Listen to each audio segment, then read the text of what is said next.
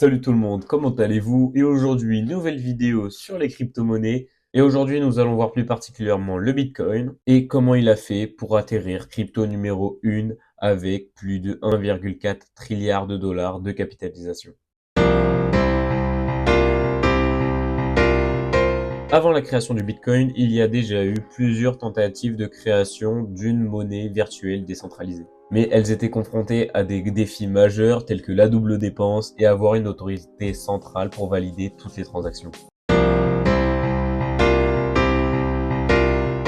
Alors, qu'est-ce que la double dépense? En fait, c'est le fait qu'une même unité numérique soit dépensée plusieurs fois.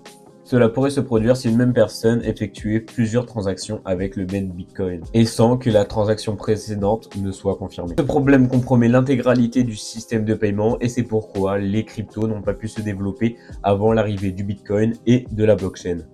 Car oui, la technologie de la blockchain utilisée par le Bitcoin résout tous ces problèmes en enregistrant toutes les transactions de manière transparente et immuable et assurant des transactions en toute sécurité.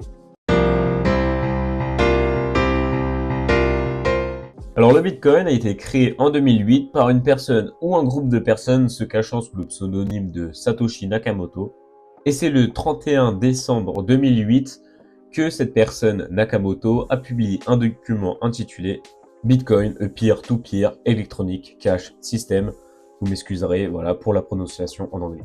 Nakamoto a publié ce document sur une liste de diffusion dédiée à la cryptographie, et ce document décrivait les principes fondamentaux du Bitcoin et de la technologie de la blockchain qui permet la double dépense.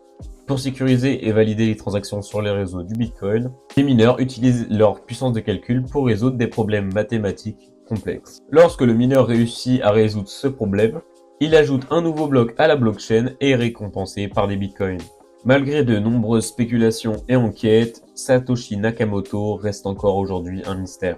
Nakamoto a choisi de rester anonyme et a arrêté de communiquer avec la communauté Bitcoin en 2010. Et donc le projet Bitcoin est devenu open source, permettant à des milliers de développeurs dans le monde de contribuer à son évolution. Mais Satoshi ne part pas les mains vides, vu qu'il part avec plus de 1,1 million de Bitcoin. Soit quand même aujourd'hui l'équivalent de plus de 77 milliards de dollars. C'est vraiment énorme.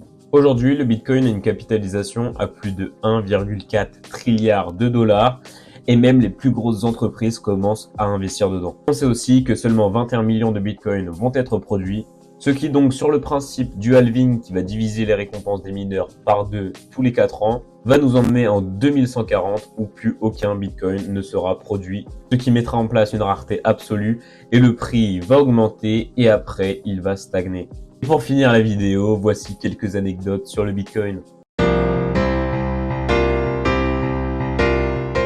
Le 22 mai 2010, un développeur nommé Laszlo va effectuer la toute première transaction avec du Bitcoin en achetant 2 pizzas pour 10 000 Bitcoins. Sauf qu'à l'époque, ça avait l'équivalent de 41 dollars. Et aujourd'hui, tenez-vous bien car ces 10 000 Bitcoins valent 700 millions de dollars. Et oui, c'est vraiment énorme pour seulement 2 pizzas. Et donc du coup, cette transaction est la plus célèbre qui a été faite avec du Bitcoin. En 2018, la ville de Kranj en Slovénie est devenue célèbre car on l'a nommée ville Bitcoin, car plus de 70 commerces locaux acceptent le paiement en Bitcoin. C'est vraiment fou et aussi des pays hésitent à prendre comme monnaie le Bitcoin. Il y a de très nombreuses histoires où des personnes ont perdu un disque dur ou un mot de passe, sauf que ces mots de passe et ces disques durs donnent accès à des milliers de Bitcoins. Et oui, énormément d'histoires ont été connues grâce à ça. Il y a même une histoire où la femme d'un homme a jeté un disque dur à la poubelle et qui s'est retrouvé dans une décharge.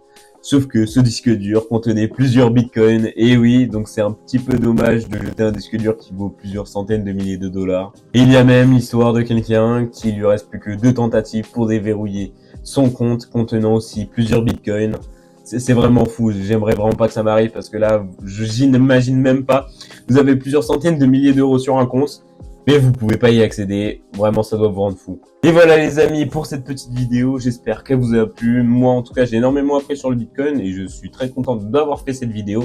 Plusieurs vidéos vont venir aussi sur la crypto-monnaie, mais sur plein d'autres sujets, ne vous inquiétez pas. Et si ça vous a plu, alors n'hésitez pas à vous abonner, à mettre un petit commentaire ou à mettre un petit like, ça fait toujours plaisir. Et moi je vous dis à la prochaine vidéo et salut!